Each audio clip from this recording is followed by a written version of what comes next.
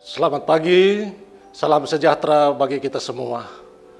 Suara Gembala pagi hari ini didasarkan pada tema Melayani Yesus Siap Pikul Salib yang diambil dari Lukas pasal 9 ayat 23. Saudara-saudara yang dikasihi Tuhan, pengakuan kita bahwa Yesus adalah Tuhan dan Juru Selamat yang kepadanya kita percaya memiliki dua konsekuensi yang tidak dapat dihindari.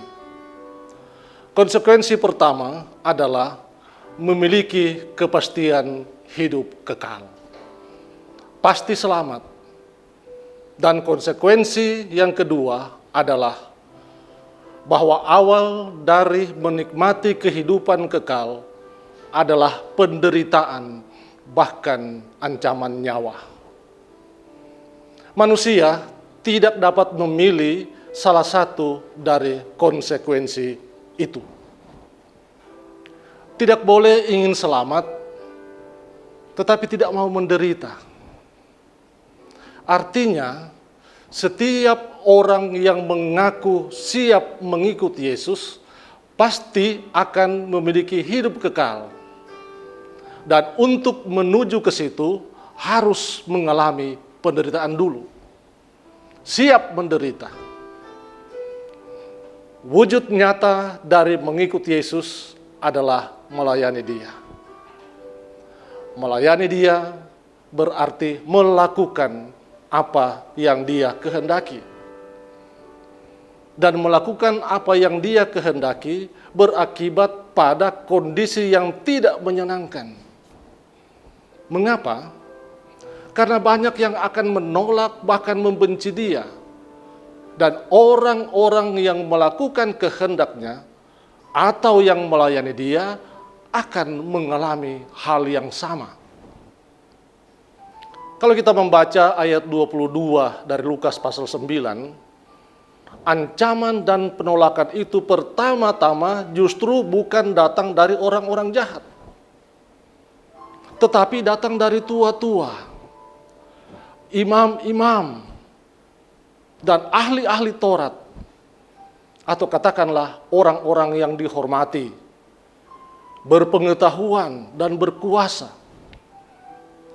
Karena itu dalam Lukas pasal 9 ayat 23, Tuhan Yesus mengatakan, setiap orang yang mengikut aku, ia harus menyangkal dirinya, memikul salibnya setiap hari dan mengikut aku. Ada 3 hal yang harus dilakukan oleh setiap orang yang mau mengikut Yesus. Pertama, ia harus menyangkal dirinya. Secara bebas, menyangkal diri dapat berarti meninggalkan atau menanggalkan kepentingan sendiri. So, boleh iko mau sendiri. Jadi menyangkal diri dalam hal mengikuti Yesus berarti mengutamakan kepentingan Yesus. Kehendak Yesus adalah segala-galanya, harus diutamakan. Kedua, ia harus memikul salib. Salib, saudara-saudara, adalah simbol atau lambang penderitaan. Itu berarti setiap orang yang mau mengikut Yesus atau yang mengaku pengikut Yesus atau siap melayani Dia berarti harus siap menderita dan siap berkorban. Menderita bukan hanya dalam pengertian fisik, tetapi juga psikis. Berkorban bukan hanya dalam pengertian materi, tetapi juga perasaan. Banyak yang harus dikorbankan kalau benar-benar mau mengikut Tuhan. Dan ketiga, menyangkal diri dan memikul salib setiap hari harus dilakukan oleh semua orang tanpa terkecuali. Tuhan Yesus mengatakan setiap orang, jadi bukan cuma orang-orang tertentu. Alkitab bahasa Manado menulis bagian ini, mesti pikul salib saban hari. Dia mesti siap menderita sampai mati, kong iko pa kita. Saudara-saudara yang terkasih, pengorbanan dan kematian Yesus menjadikan manusia, kita, saudara-saudara dan saya, pengikut-pengikutnya mewarisi kerajaan Allah. Itu sebuah kehidupan yang kekal. Hidup bersama Dia di sorga kekal. Sebagai pengikutnya, kita diminta untuk melayani Dia dengan sungguh-sungguh. Karena pelayanannya bagi manusia, bagi saudara-saudara dan saya, adalah juga pelayanan yang sungguh-sungguh dan sangat sempurna, sampai-sampai merenggut nyawanya. Dia datang untuk melayani dan bukan untuk dilayani. Kita dipanggil untuk melayani Dia lewat profesi dan bidang tugas serta tanggung jawab masing-masing. Dimanapun kita berada, Dia, Kristus, Kepala Gereja yang telah melayani kita, meminta kita juga untuk melayaninya dengan sungguh-sungguh.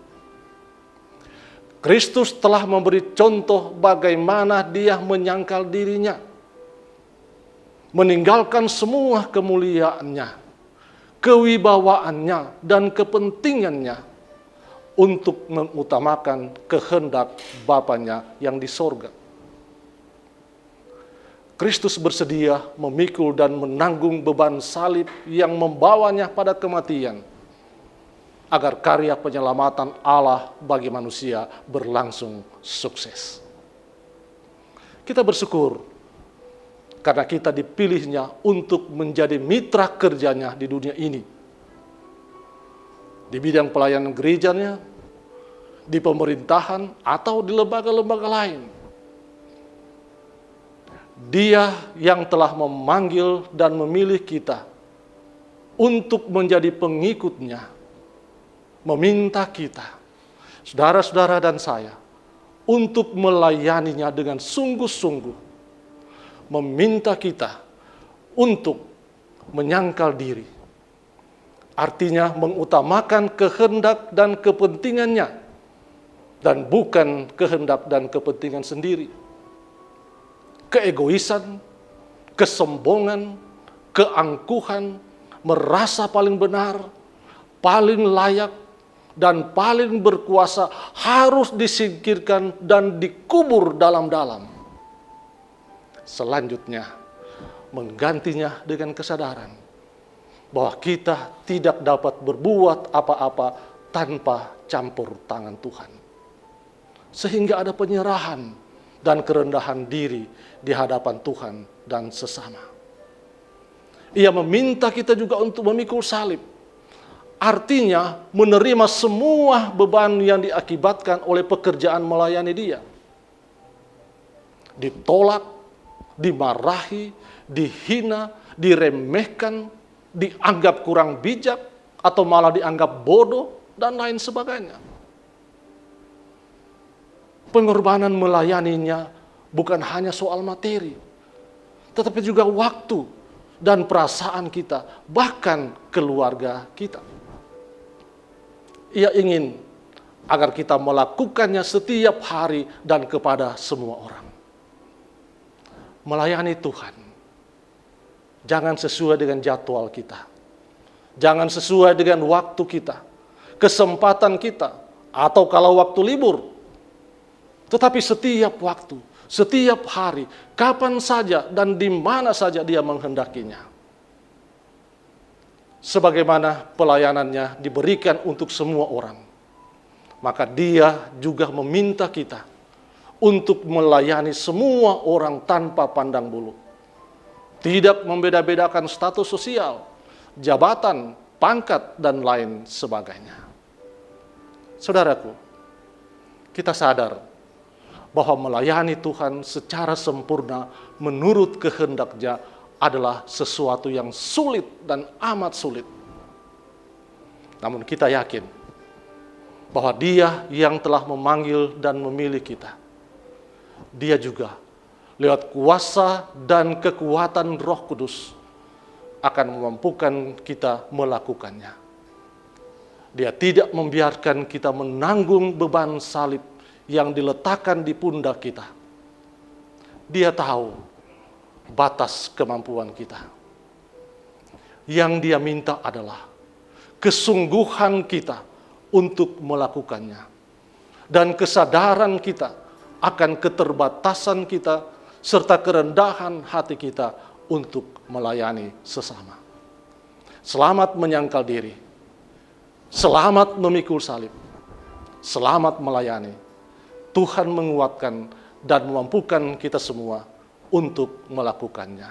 Terpujilah namanya sampai selama-lamanya. Amin.